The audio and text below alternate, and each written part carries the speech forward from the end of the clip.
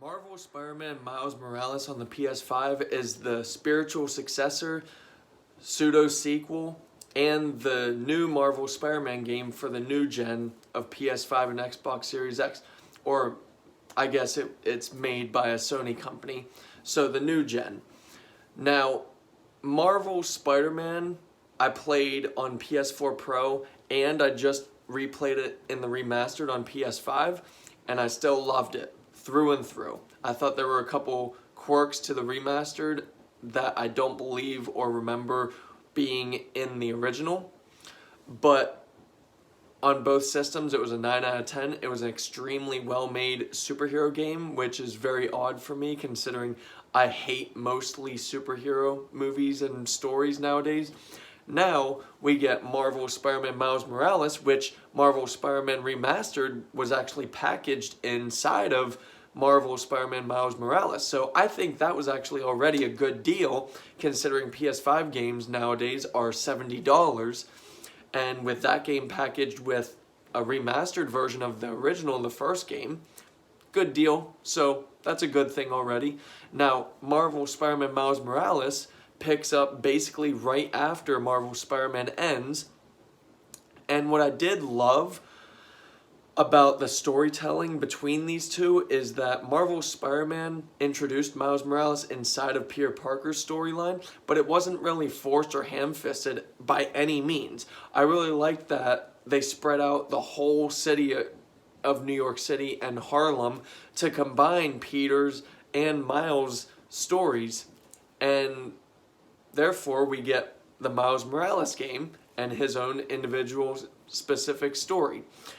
So Spider-Man Miles Morales is Miles Morales as his Spider-Man, and Peter Parker's away on vacation, and Miles is taking care of his city, Harlem. And in doing so, he goes up against a big bad, which ultimately ends up being a big corporation. It's basically like Fisk at the beginning of Marvel Spider-Man, but this is more so through the whole game. And then there's also another central big boss in this, in that the Tinkerer, which has a lot more story and character to them than the big bad corp leader. Now, the really good thing I can say about Spider-Man Miles Morales is that this game blows every superhero game out of the water in terms of visuals and audio. Not just because it's on PS5, that it's a remarkably well-looking game. The ray tracing where you can see objects, you can see yourself in windows in the game, the web mechanics, the gameplay mechanics, just the visuals, the audio, it's all beautiful. It all syncs up beautifully in that department. Now the gameplay, I honestly actually prefer the gameplay in Miles Morales' game than the Spider-Man one, because they added in some new features alongside the pre-existing gameplay from the first Spider-Man Insomniac game. And I really like that because the combat, while sometimes still feels repetitious, it also just feels like it has more of a flow to it with the new features, new combat, everything else improved, except there's still some repetition in the combat. Still has stealth in it, and you can do either or. You can do stealth or you can do fighting. Most of the time I do fighting. I try to do stealth here and there, but ultimately I start with stealth and I usually just go into straight up combat then, get a feel for everything. And I really liked how the combat flowed in this game between the stealth and the combat and the new features and the pre-existing mechanics. I really loved it, honestly. Now the story takes place inside of Harlem in New York, and this is mainly about past friendships. And I did, alongside the first Marvel Spider-Man, love the third and final act in that one, and much is the same in Spider-Man Miles Morales. The difference is that in Marvel Spider-Man, you had at least 12 hours of story build-up and character development that led you to actually feel sympathetic, sorry, disappointed in everything in between in all of the characters in Marvel Spider-Man. In Spider-Man Miles Morales, they have the same equally sympathetic ending. The problem lies in the missions beforehand, most specifically in the first act of the story, where they just kind of throw Miles into his own story, give you his own family, his own friends, the only characters in the Miles Morales story, and that's fine. The problem, though, is you only get about half of the length of story in Miles Morales' game than you do in Marvel Spider-Man.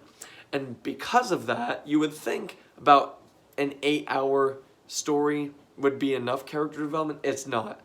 Especially not with the amount of characters in this game.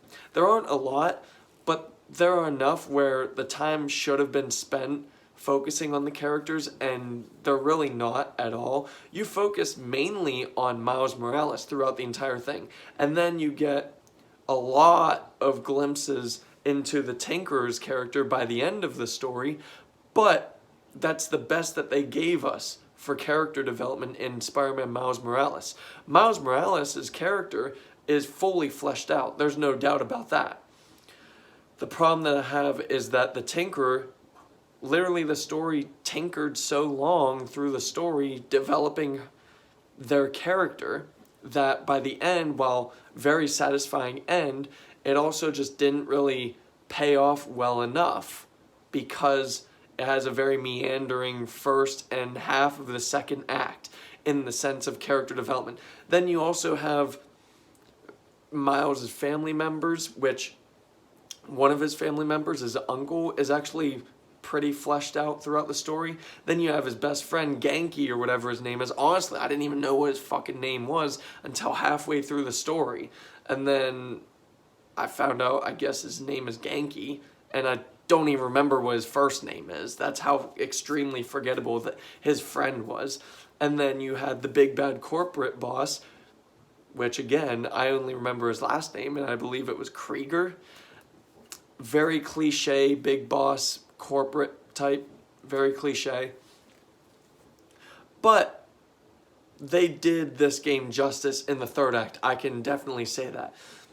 While the third act does ultimately end in a rather predictable fashion, it's still very extremely well told, just like the end of Marvel Spider-Man.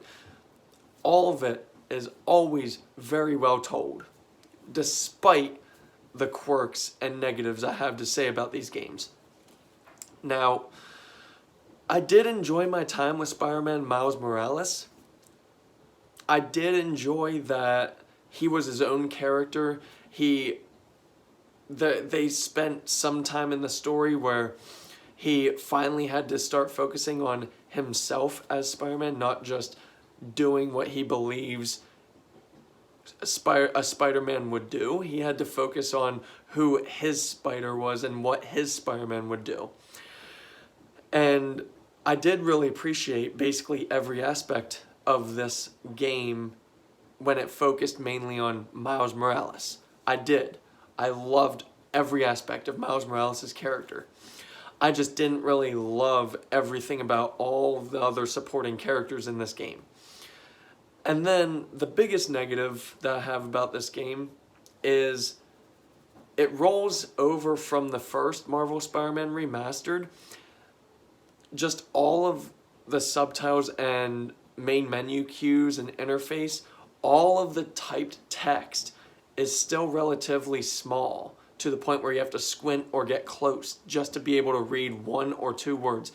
Now, in Spider-Man Miles Morales, they do have some text that are actually rather big and more so bigger than Marvel Spider-Man Remastered.